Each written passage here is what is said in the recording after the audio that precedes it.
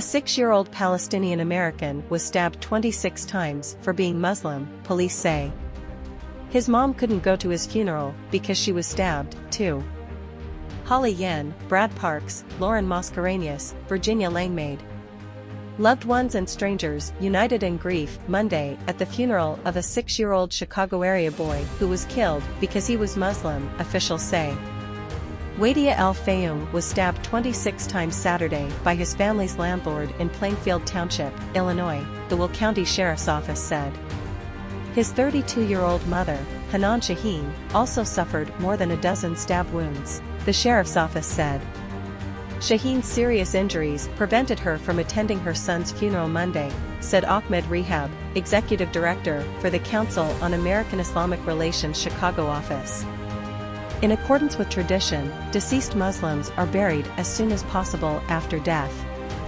The mother will be feeling Wadea's loss more than anyone, but she is forced to mourn alone rather in the warm embrace of family and community at this time, Rehab said, adding she is fighting serious bodily injuries at the hospital, not to mention the mental trauma of the gore she experienced and witnessed. The attack is now being investigated by the Department of Justice as a hate crime. This incident cannot help but further raise the fears of Muslim, Arab, and Palestinian communities in our country with regard to hate-fueled violence, U.S. Attorney General Merrick Garland said in a statement. The boy's parents are from a village in the West Bank, Rehab said. Wadea's mother moved to the United States 12 years ago, his father moved to the U.S. 9 years ago, and Wadea was born in the U.S. Illinois government, J.B. Pritzker was among the mourners who attended Wadea's funeral Monday, his office said. To take a 6-year-old child's life in the name of bigotry is nothing short of evil, Illinois Governor J.B. Pritzker said in a statement. Every single Illinoisan, including our Muslim, Jewish and Palestinian neighbors, deserves to live free from the threat of such evil. The family's landlord, Joseph M. Chuba, 71, is charged with first-degree murder, attempted first-degree murder, 2 counts of a hate crime and aggravated battery with a deadly weapon, the Will County Sheriff's Office said. While Chuba did not make a statement to detectives, investigators determined the victims were targeted by the suspect due to them being Muslim and the ongoing Middle Eastern conflict involving Hamas and the Israelis, the sheriff's office said. Chuba spoke only briefly at an initial court appearance Monday in Joliet, Illinois, telling Judge Donald DeWilkins that he intended to have his assigned public defender represent him in the case. His attorney, Kylie Blatty, told the court that Chuba is married and has no prior convictions. But the judge ordered Chuba to be held without bond. A preliminary hearing is scheduled for October 30th. The boy's family lived on the ground floor of the house for 2 years without previous notable issues with Chuba, the Council on American-Islamic Relations said. That tranquility was shattered Saturday. A woman called 911 saying her landlord had attacked her, according to the sheriff's office. Authorities went to the home about 40 miles southwest of Chicago and discovered the grisly scene. When deputies arrived, they found Chuba sitting on the ground, near the home's driveway. The mother and son were found in a bedroom. Both victims had multiple stab wounds to their chest, torso, and upper extremities, the Will County Sheriff's Office said. Both were rushed to a hospital, but the 6-year-old did not survive. Wadea's wounded mother texted the boy's father from the hospital and described what had happened.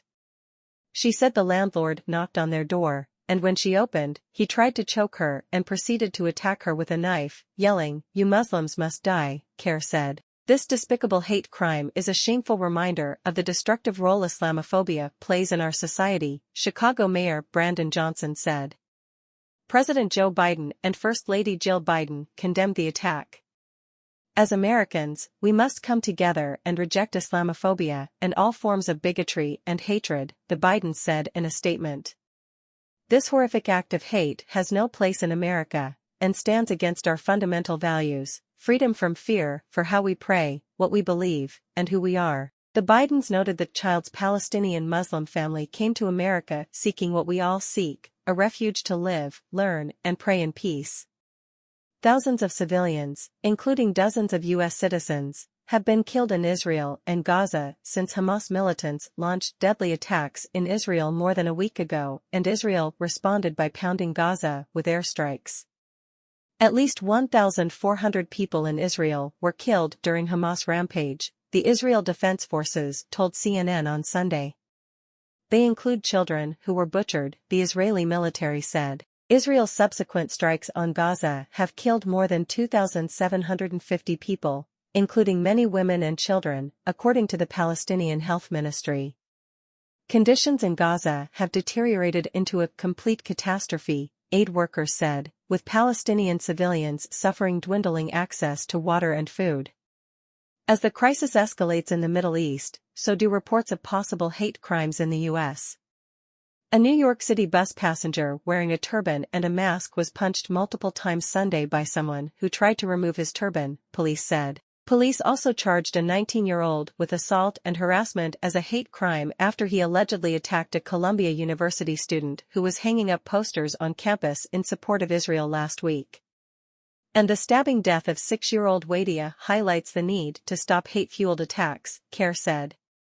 The Islamophobic rhetoric and anti-Palestinian racism being spread by politicians, media outlets, and social media platforms must stop, the group said. CNN's Keith Allen, Chris Boyett, Whitney Wild, Christina Maxouris, Diane Gallagher, Selena Teber and Michelle Watson contributed to this report.